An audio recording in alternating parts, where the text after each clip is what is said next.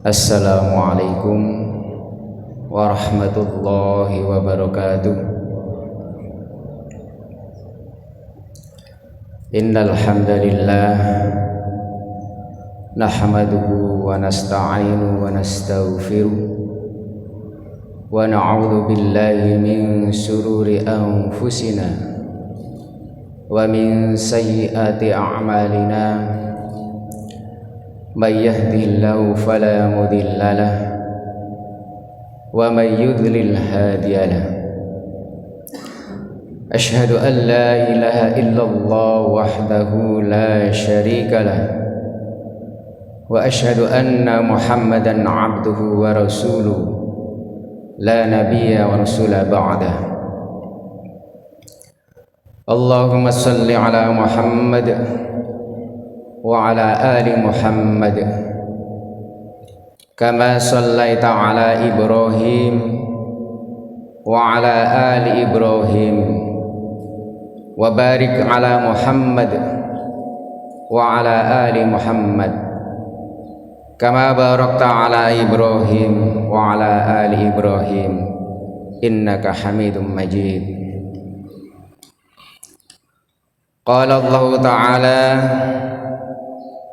Ya ayyuhalladzina amanu ittaqullaha haqqa tuqatih wa la tamutunna illa wa antum muslimun. Alhamdulillah, pada pagi hari ini kita senantiasa bersyukur kepada Allah Subhanahu wa taala yang telah memberikan nikmat kepada kita, terutama nikmat kesehatan, keimanan, dan kesempatan.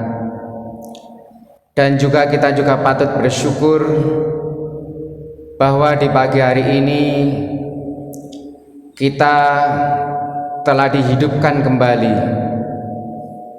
setelah kita semalam telah dimatikan. Alhamdulillah,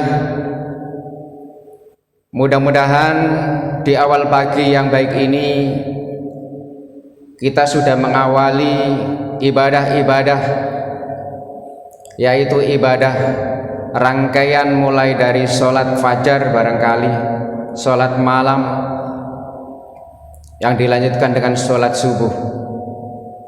Semoga amalan-amalan baik kita ini dengan ikhlas kita laksanakan sehingga kita akan memperoleh hasil, yaitu berupa ganjaran dari Allah Subhanahu wa taala. Jamaah rahimakumullah, kita tahu bahwa salah satu rukun iman yang keenam, salah satu kita meyakini bahwa hari akhir mesti terjadi. Ini adalah merupakan pilar yang sangat penting, karena pada endingnya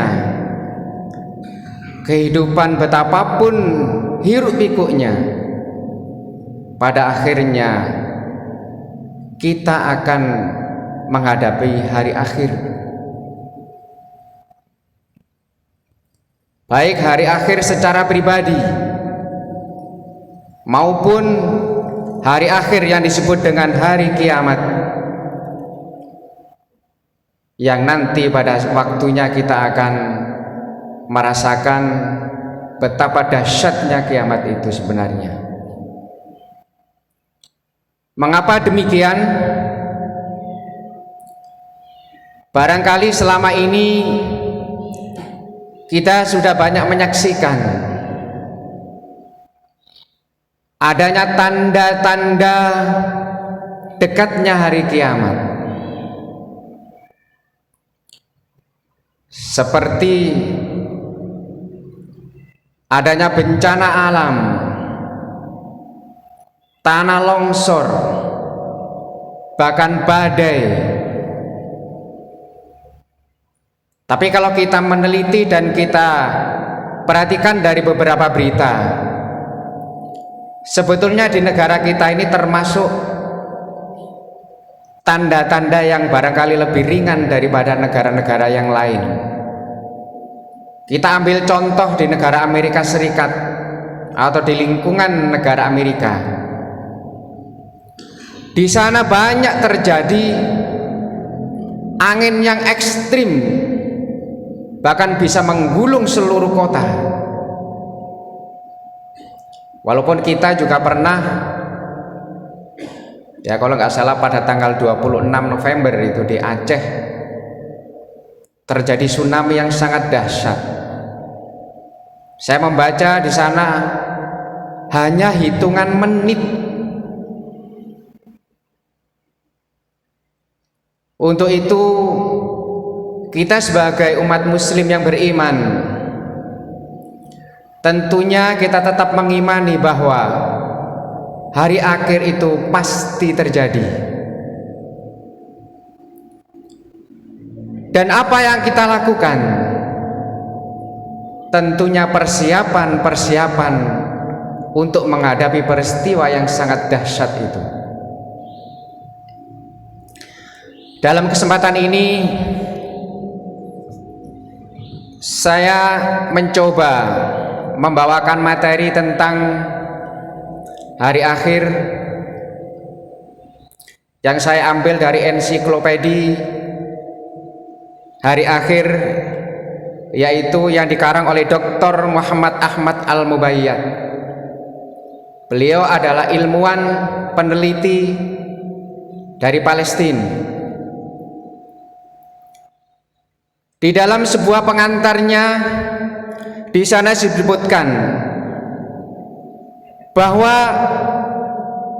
dalam menyikapi nubuat Rasulullah Shallallahu Alaihi Wasallam, bahwa masa kenabian itu telah diterangkan, bahkan banyak hadis-hadis yang menerangkan bahwa nanti akhir zaman itu seperti ini, itu semua sudah ada hadisnya. Dalam hal ini, di dalam buku ini dibagi menjadi 3 golongan manusia untuk menyikapi terjadinya hari akhir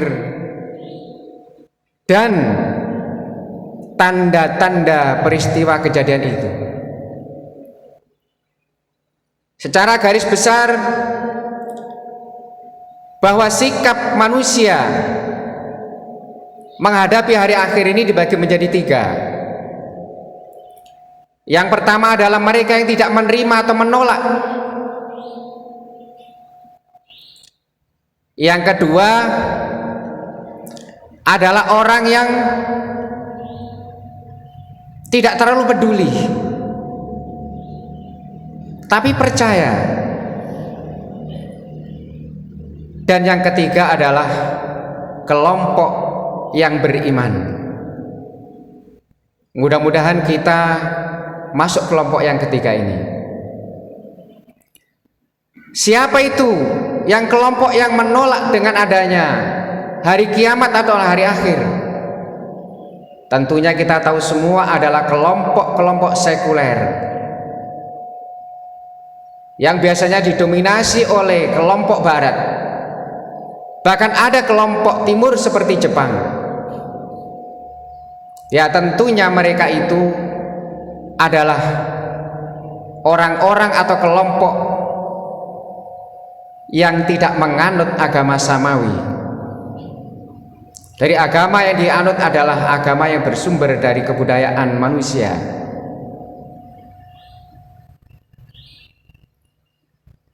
Dengan dalih dan kecanggihan teknologi, mereka tidak menganggap bahwa itu nanti akan terjadi. Bahkan kalau terjadi pun, dia pun tidak pernah peduli. Inilah kelompok pertama yang tidak percaya bahwa kiamat itu datang. Yang kedua adalah mereka yang kurang peduli.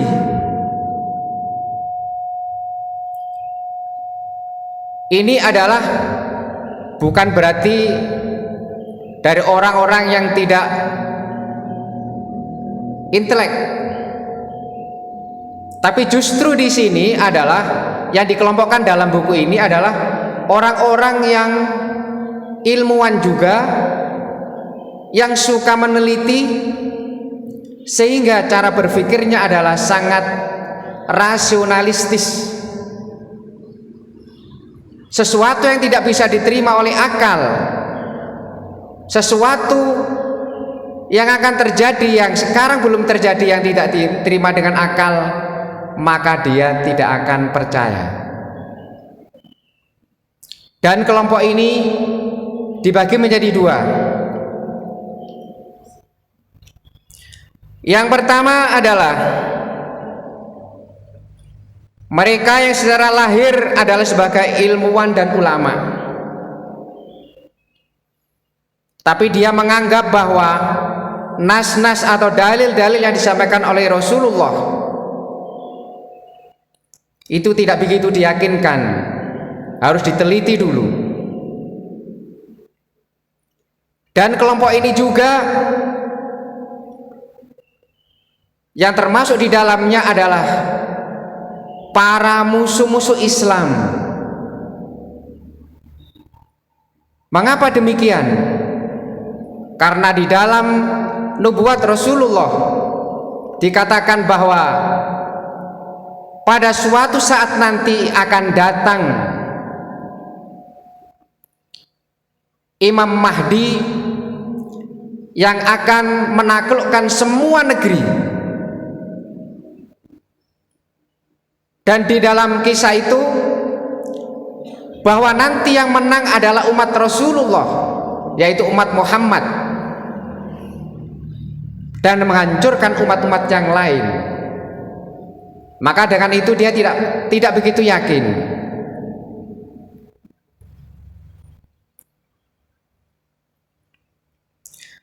Ini juga disikapi oleh beberapa ulama, yang termasuk di dalamnya adalah Abu Ubayyad.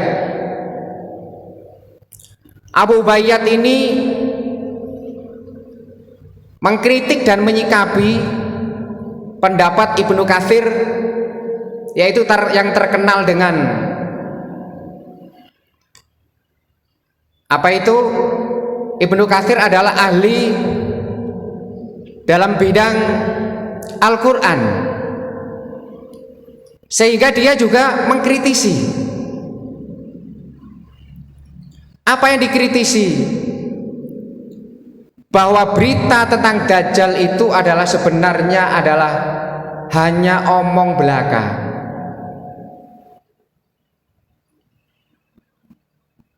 Dajjal itu adalah merupakan simbol dan lambang saja. Sementara para salafus salaf mengatakan bahwa Dajjal itu nanti mesti datang, dan itu adalah golongan dari kita, yaitu umat, sama dengan manusia. Tapi mereka tidak percaya. Yang kedua, ada Hasan al-Turabi.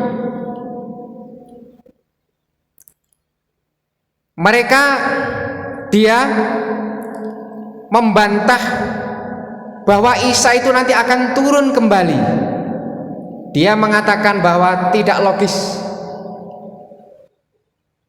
Masa dia turun lagi baru mengalahkan semua negeri?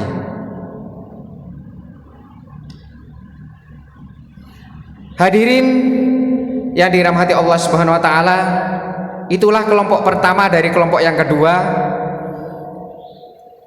Kemudian kelompok yang kedua adalah mereka itu hanya tahu bahwa rukun iman itu jumlahnya 6. Salah satunya adalah iman kepada hari akhir. Tapi mereka tidak tahu Dajjal itu siapa, Dajjal itu nanti akan seperti apa, munculnya Imam Mahdi itu bagaimana. Dia tidak pernah tahu dan tidak pernah belajar, mungkin juga tidak pernah mendengar. Ya adalah kelompok-kelompok sebetulnya sama dengan kita, cuma dia tidak mempedulikan hal itu. Rasulullah SAW telah menceritakan bahwa suatu tanda dekatnya hari kiamat adalah, barangkali kita sudah merasakan bercampurnya antara kebenaran dan kebatilan. Barangkali kita kalau melihat industri hukum di Indonesia, yang barangkali yang baru hangat-hangat sekarang adalah pengesahan tentang undang-undang Omnibus Law, yang di dalamnya termasuk yang paling up to date adalah tentang kesehatan. Secara awam kita juga bisa menilai, ternyata undang-undang itu yang dibuat sama sekali tidak berdasar kepada nas-nas Allah dan Rasul-Rasulnya. Inilah salah satu tanda akhir zaman. Dalam sebuah riwayat dikatakan, badiru bil a'mal fitana kakito illailil mudlim yusbihur rajul mu'minan wa yumsi kafiron ayumsi mu'minan wa yusbihu kafiron yabi'un dinan bi'aradhim mid dunya. Bergegaslah kalian untuk beramal baik sebelum datangnya sebuah fitnah. Apa fitnah itu? Fitnah adalah sebagai potongan malam yang gelap gulita, kita tidak tahu. Pada saat itu seorang manusia pada pagi harinya beriman, tapi di sore harinya dia kafir. Yang pada sore harinya beriman, pagi harinya kafir. Dan mereka menukar agama Allah dengan kepentingan dunia. Ini rasanya sudah mulai relevan dengan sekarang. Tadi saya katakan banyak produk-produk yang tidak mengindahkan kaidah-kaidah ajaran Islam,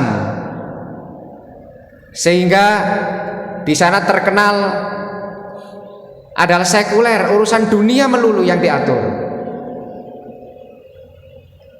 Memang dunia itu perlu, tapi tidak boleh melalaikan bahwa dunia pada akhirnya harus kita pertanggungjawabkan.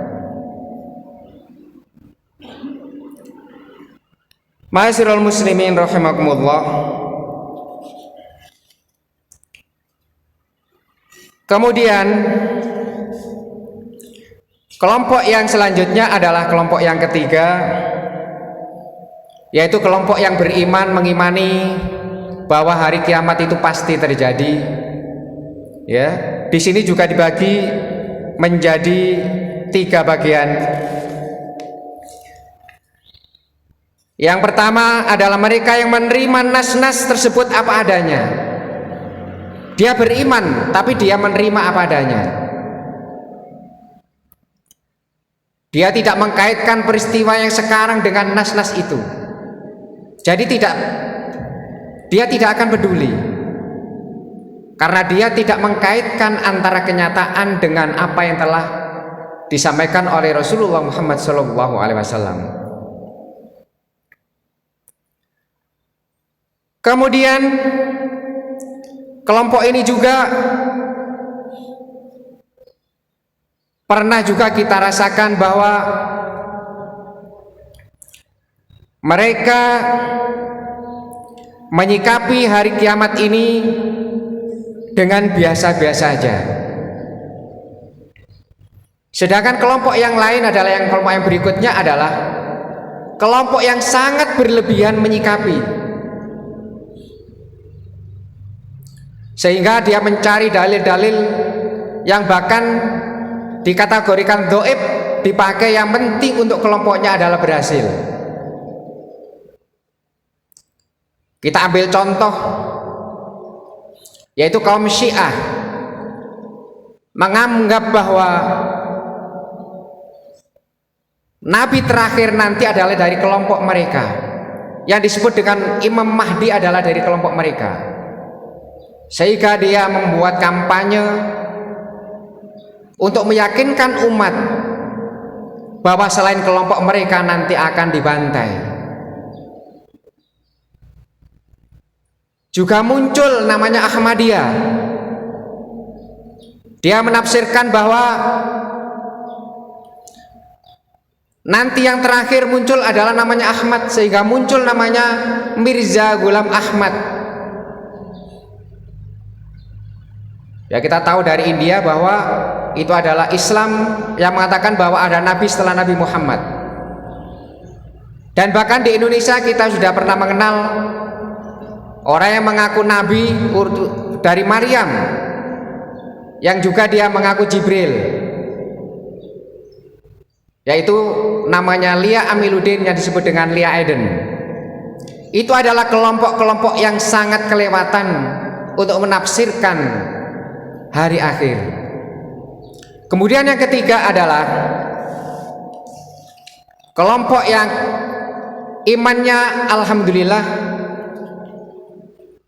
kita juga tidak terlalu ekstrim, juga tidak terlalu cuek, tapi kita adalah sedang-sedang saja, yaitu dengan adanya hari akhir kita mempersiapkan diri, kita mempersiapkan bekal apa yang kita bawa nanti pada saat kita menghadap Sang Khalik. Mudah-mudahan kita dikelompokkan pada kelompok yang ketiga ini, dan mudah-mudahan dengan fitnah akhir zaman kita dapat dilindungi Allah Subhanahu wa taala, dan kita selalu berlindung kepada Allah. Semoga kita dihindarkan dari fitnah Al-Masih Dajjal, sebagaimana yang pernah dan sering kita baca pada setelah tahiyat akhir. Mudah-mudahan pengantar ini bisa memberikan wawasan kepada kita semua tentang adanya hari akhir serta peristiwa-peristiwa yang mengikuti tanda-tanda hari akhir tersebut. Kurang lebihnya mohon maaf. Saya akhiri, wassalamualaikum warahmatullahi wabarakatuh.